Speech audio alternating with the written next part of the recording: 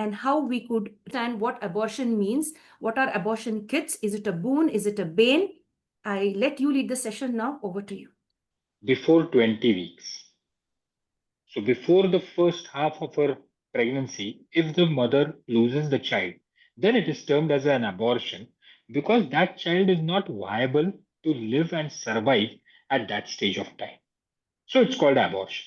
Anything after that will be called either a preterm delivery or a full term delivery.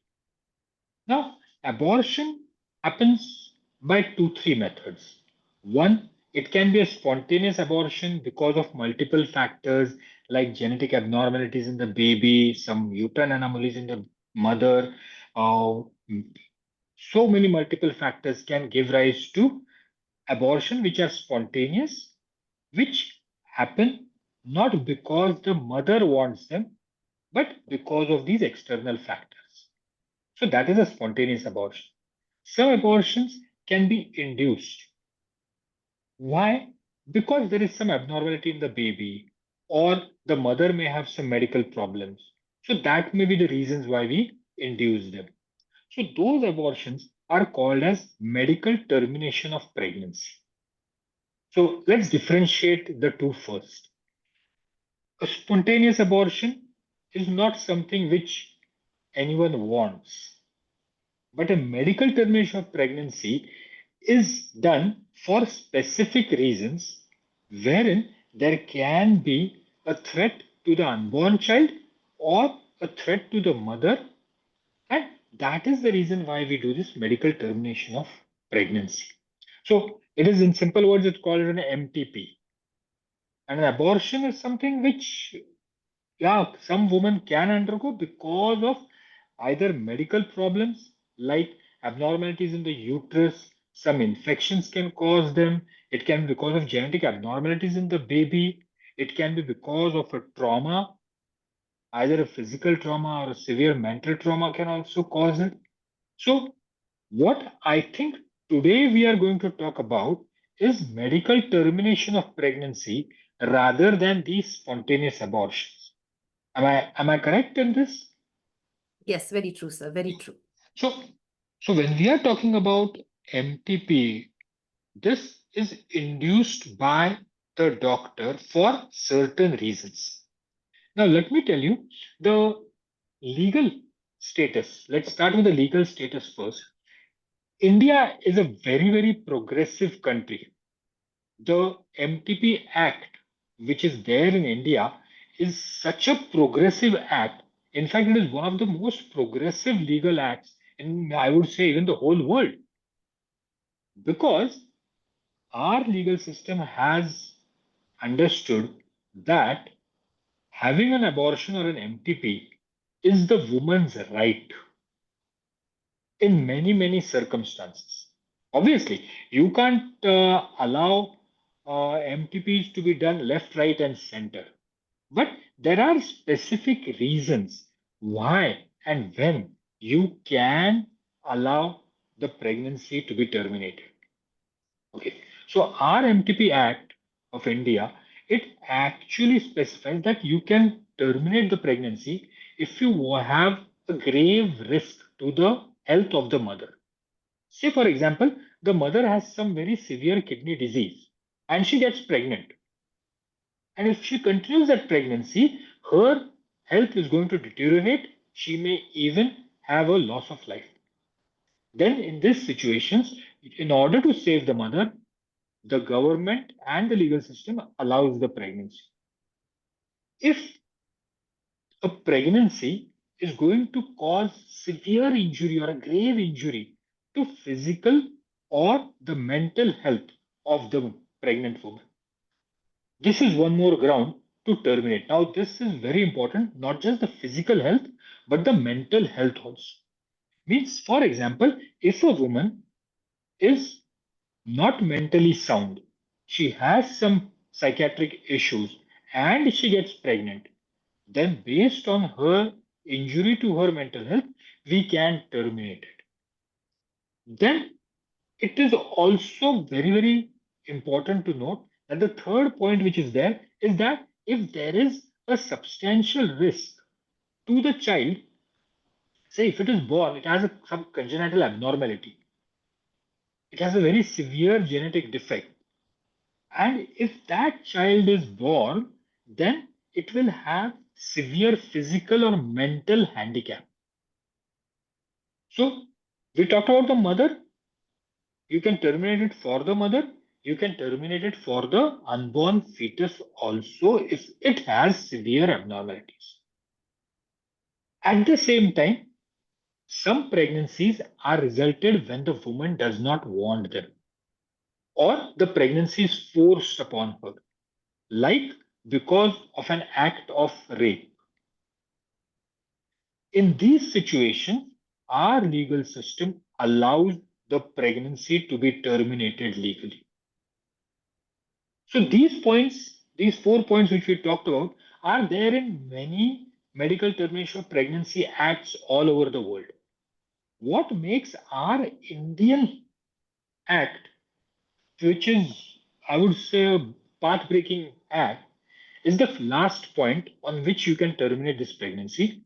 So you can terminate the pregnancy if the pregnancy, as stated by the woman, has occurred because of failure of a contraceptive method or a device.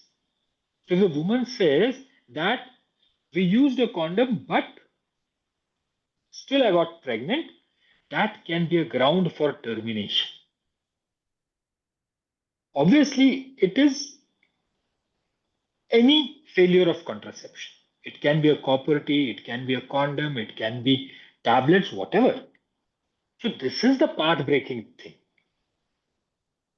So because any contraceptive device fails, the pregnancy can be terminated. This is the beauty of this act. And now, when we are talking about whether this abortion is a boon or a bane, if we think about the woman, there are two choices. We recently are hearing a lot about these restrictions of these terminations in USA. Now, USA has two distinct groups.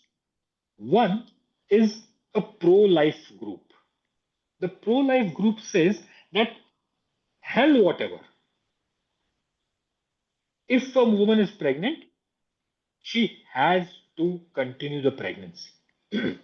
Whether that pregnancy has happened because of rape or it's going to pose a danger to the child or the mother, no way you can terminate the pregnancy because it's a so-called God's gift and the choice is not with the woman, choice is with that life. And there is other group which is called as a pro-choice group, which advocates for the woman's choice and the woman's say in that matter. So this is what it should be, neither pro-life being very strong is good, neither pro-choice being very strong is good. But there has to be a balance. And that balance, I think, has been maintained by the MTP Act of India. This is why I say that our country is much more progressive in these terms, wherein it gives the choice to the woman, but puts restrictions on why she should terminate. Now imagine a society wherein we cannot terminate the pregnancy and we have a severely deformed baby which is born. Now, who takes care of this baby? When this unborn child is born with these severe multiple defects, obviously what is going to happen is that the society has to take care. The parents have to take care. So it's going to be a burden on the parents, it has to be a burden on the society, it is going to be a burden on the resources of that country. If I remember right, in Germany during the Nazi time, such deformed babies were sent to concentration camps because the society or that horrible regime was not willing to take care of these unborn deformed babies. This is so horrendous. Instead of that, if we get a chance to terminate this pregnancy, knowing that yes, it can be a deformed baby, wouldn't that be a good thing? So, this is what I mean to say when it's a boon or a bane. No, it is a boon, but it can be a bane also. Because nowadays, what I'm seeing is, you know, many college girls uh, not taking any precaution, not using any contraceptive, getting pregnant, and coming and saying, no, no, no, now I want to terminate it. This is bad. This is bad. This is they playing with their lives. They're not just playing with their lives, also, they are putting a burden on the health system, also, which would have been easily avoided. At the same time, at the other end of the spectrum, I'm seeing career oriented women delaying pregnancy, and if at all they get pregnant, they are planning of terminating it just because of their career path or their career focus. So this can be a bane if it is looked in that point of view, because you are depriving the society of a healthy young individual. So that time, yeah. If I may interrupt, what about the illegal abortions? We've heard in India, even now, illegal abortions are high. The rate of illegal abortions are high. If they know it is a female child, a female fetus, then definitely they are going in for abortions without the knowledge of the law or etc. So, would you like to speak on illegal abortions before we go further ahead, Doctor? The problem is that the law that we have done, as I said, the law has a lot of all these things, but the law is also restrictive.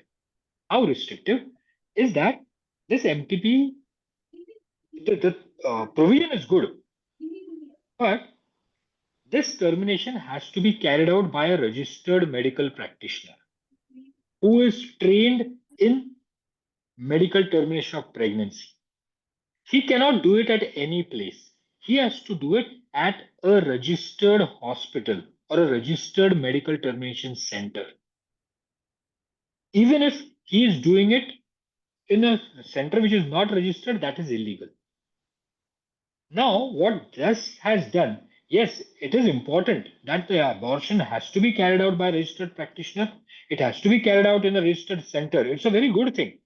But what the government has failed is that it has failed to provide these centers up to the ground level.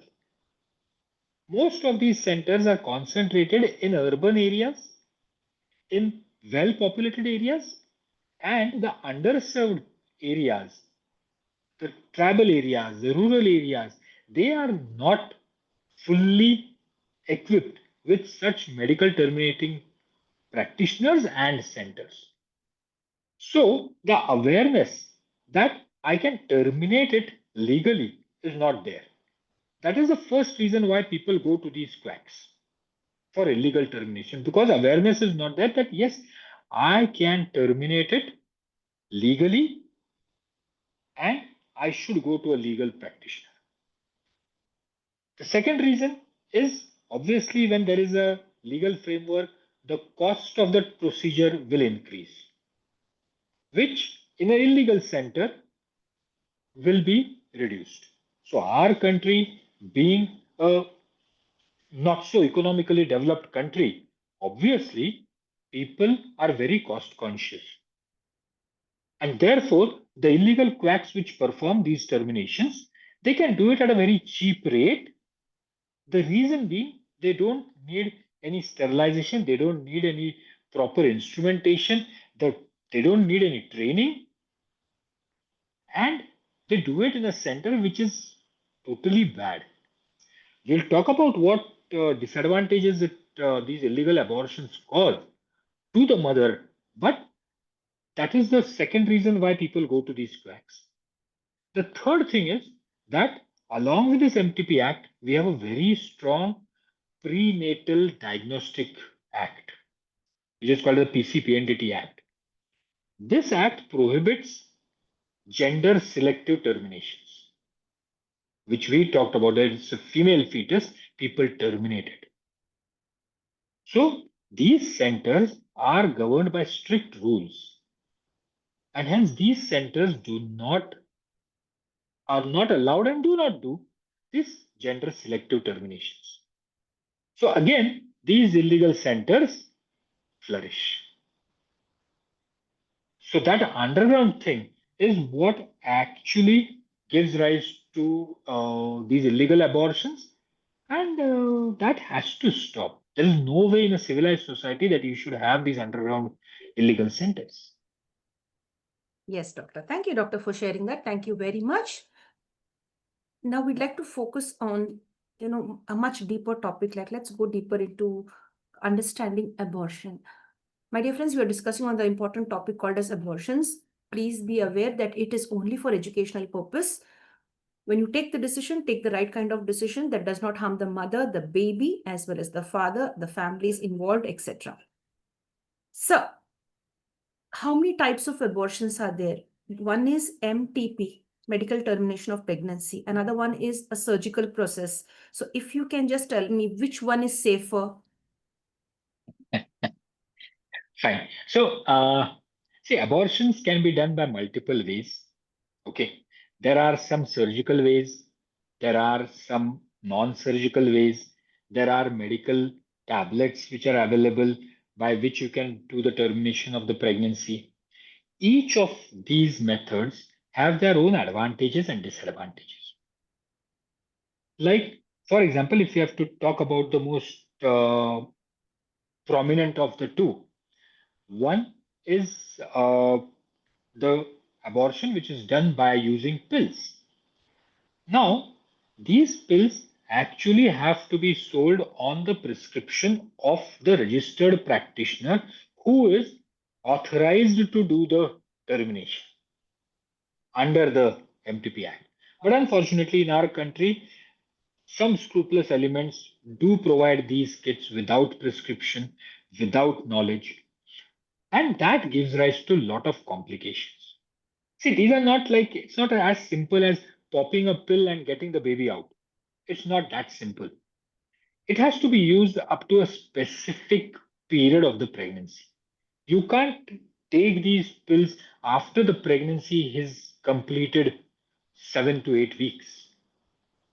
You have to take them before that. At the same time, it has to be taken if at all the doctor reasons out that there is no risk to the mother. So we'll always be cautious if the mother has had a previous cesarean delivery or any operation or she's on other medications. If there is a drug interaction with these medicines, if she is on some other medicines for some other disease. So these the consent for taking these pills should not be with the patient, it should be first with the doctor. If the doctor says that yes, these pills can be safe for you because you are in that period of pregnancy where they can be taken, you don't have any other medical or surgical complications, then yes, these pills can be around 85% effective. But most of the times, since these pills are taken and given by people who don't have any knowledge about medicine, and people are popping these pills with a simple idea कि एक पिल ले लिया खत्म बात है तो वैसे नहीं होता है. It doesn't happen that way. It has a procedure. You have to take some pills at that particular time within a duration of time. You have to be observed for bleeding. You have to observe for pain. It can give rise to massive bleeding. It can give rise to severe pain in the tummy. So all those things have to be monitored. So there are multiple types of abortion pills. Okay. And by research, it has been proven that some medicines work together better and they have to be taken in a particular duration. See, I don't want to take names of medicines because that will be unethical on my part. I would not like to tell when to take it, what to take it, because we'll be educating people in the wrong way. But these pills, they work in unison. They work at particular durations when they are taken in the particular order. And these pills are combined together to form a kit. This is what we call as an abortion kit or an MTP kit. So there are multiple pills in that. Those pills you have to take at particular intervals as the doctor feels deems fit, and then they will work very nicely in you and work in unison to achieve a MTP. So that is what is an abortion kit is. So those are pills combined together and you have to take them as per the schedule. Am I clear about the abortion kit? Yes, yes, sir. Yeah. Yeah. I would like you to give us now an information like which one is more safer, surgical termination or an abortion kit? Which one is more safer? So, so the thing is, as I said, these medical abortion kits, which are there, or pills which are there, they are even in the best of circumstances around 85% successful. They can have certain disadvantages like heavy flow, severe bleeding, or severe pain in the tummy. They can have allergic reactions. They can reduce your blood pressure severely. They can have incomplete abortion. They can give rise to infections. So, all those risk factors are there with them. Now, coming to the surgical termination of pregnancy, the surgical termination of pregnancy, which we do, is actually carried out through the vagina itself. It's not when we say surgery, we always think about cutting the tummy, sutures, and all that stuff. No, it's not done that way. It is done through the vagina itself. So, when it is done through the vagina itself, there are no scars, there are no stitches, nothing. Through the vagina itself, the pregnancy is removed surgically. Yeah, obviously a surgical procedure will be painful. So we have to give some type of anesthesia. With that, we can either give local anesthesia or what I prefer is general anesthesia, wherein the patient does not feel any pain. But many of the centers do advocate local anesthesia because general anesthesia will have its own disadvantages and the expertise will be needed. So, you need the service of an anesthetist, not just the gynecologist. So, obviously, most of the government health centers conduct these MTPs under local anesthesia. There can be a little bit pain, but sometimes you have to go with it. But these are conducted through the vagina. It takes around 10 to 15 minutes max. That is the duration of that procedure. After the procedure, if you have given anesthesia, you can go home after 4 to 5 hours. Without anesthesia, you can go home after 2, 3 hours. So it's just a matter of 1 or 2 hours. So you can very well go home. How much time of rest you need? Maybe one day, and the next day you can start working, even lifting heavy weights. So that is the thing. Surgical abortion, if it is done properly, it is 100% effective. So there is no ifs and buts. The only if and but is if done properly. That is the catch. So the medical practitioner has to be trained properly, he has to be registered, and he has to do it with the proper instrumentation to achieve 100% success. So this compared with your tablets can be safer in the hands of a trained practitioner. If the practitioner is not trained, there can be complications, like there can be trauma to the uterus, there can be incomplete abortion, there can be, if it is not done in a sterile environment, there can be infections. So these are avoidable complications. There can be complications about anesthesia also. So these are the risks that are associated with a surgical procedure. At the same time, a surgical procedure, the cost will also be more because you need a center, you need the anesthetist, you need the gynecologist. So obviously the cost will be more than the medical termination. So these are the differences between these two procedures. And one more point I want to state is, if at all the medical term abortion with pills fails, then you have to do a surgical evacuation. So, because that is 100% success. Yes, doctor. Thank you for sharing that. Thank you very much for giving us a detailed explanation about abortions, abortion kits, surgical abortion, and an abortion kit. How does it, I mean, the medical termination of pregnancy, and of course, the surgical process. Thank you, Dr. Sagar. Thank you very much for clearing all our doubts. Thank you so much. We had several questions being shared by our viewers to connect with you and to ask you and clear their doubts. Thank you for the questions, dear friends. And thank you, Doctor, for your wonderful answers. Thank you very much. I mean, for the accurate answers, you have given us a lot of important data and you've done justice to this entire session. Thank you so much. We look forward to many more sessions with you. We wish there are many more doctors like Dr. Sagar to enable us to understand the importance of surviving and thriving on this planet. Not only surviving, but thriving on this planet. Thank you so much, Dr. Sagar. Thank you. My pleasure. Thank you, Doctor. So, dear friends, with this, we'd like to sign off now from the International Fab Talks. Please do share this video with one and all and share it with the right kind of people. Do not allow the little children below the age of, I think, 13 or maybe 15, I guess, to watch it. The adults could watch it and could learn something and share it with others. You always should create awareness. If you've learned something, see that somebody else learns something from this session.